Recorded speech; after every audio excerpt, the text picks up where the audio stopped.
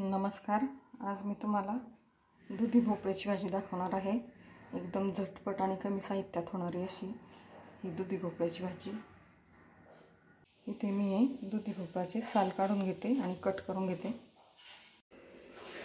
इथे मी हा भोपळा कट करून घेतला आणि त्याकरता थोडीशी मुगाची डाळ भिजवून घेतली। इथे कढईवर तेल टाकून घेतलं आहे। यात मी मोहरी घालून घेते, जिरे घालते। यात मी 1 चमचा लाल मिरची पावडर घालून घेते आणि थोडीशी हळद। यानंतर हा भोपळा टाकून घेते। यामध्ये ही मुगाची डाळ घालून घेते।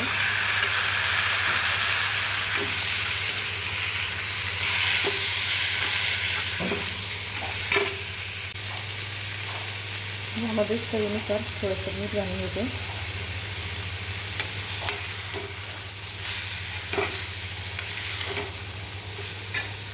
आणि शिजण्याकरता थोडंसं पाणी।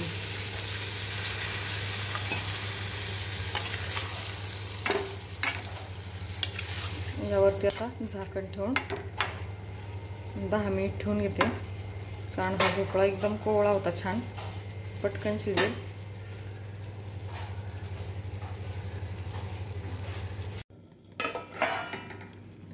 बघू शकता इथे आपली भाजी तयार झाली आहे, छान शिजली।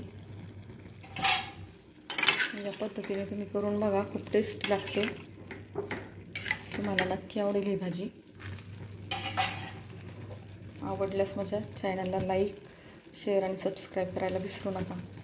चला तर मग भेटूया अशाच एका नवीन व्हिडिओसोबत। बाय।